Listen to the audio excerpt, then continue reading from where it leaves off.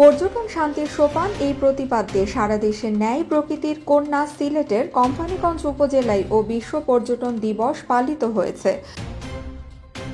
উপজেলা প্রশাসনের আয়োজনে দিবসটি উপলক্ষে বিভিন্ন কর্মসূচি পালন করা হয়।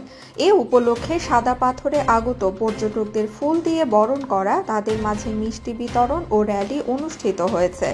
শুক্রবার সকাল থেকে সাদা পাথর নৌকা ঘাটে আগত পর্যটকদের ফুল দিয়ে বরণ করা হয়।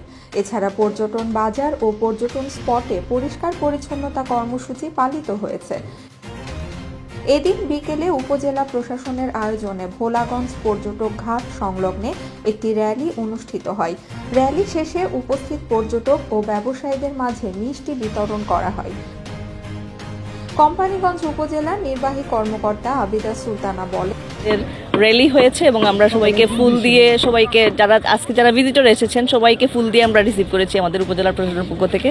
সবাই আজকে যারা এখানে এসেছে সবাই আজকে জেনেছে যে ফুল দেওয়া হচ্ছে তাদেরকে আজকে পর্যটন দিবসের শুভেচ্ছা জানানোর জন্য। তো আমাদের সার্বিক চেষ্টা থাকবে সবসময় যেন কোম্পানীগঞ্জে পর্যটকরা আর বেশি করে আসেন, সাদা পাথর যেন পুরো বিশ্বে একটি পর্যটন স্পট হিসেবে সমৃদ্ধি লাভ করে এবং সবার কাছে পরিচিতি লাভ করে। র্যালিতে উপস্থিত ছিলেন প্রশাসনিক কর্মকর্তা হরলাল সরকার, পর্যটন ব্যবসায়ী সমিতির সিনিয়র সহসভাপতি লিটন মিয়া, যুগ্ম সম্পাদক আব্দুল জলিল, কোষাধ্যক্ষ সালাউদ্দিন, তহসিলদার শামীম আহমদ, জসিম উদ্দিন, কোম্পানীগঞ্জ প্রেস ক্লাবের পাঠাগার ও প্রকাশনা সম্পাদক ফখর উদ্দিন, ব্যবসায়ী মহিনুল্লাহ, সুমন আহমদ, রুহুল আমিন, আব্দুল কাদির, নৌকা মাঝি সমিতির সাধারণ সম্পাদক মঈনুদ্দিন, তজমুল আলী প্রমুখ।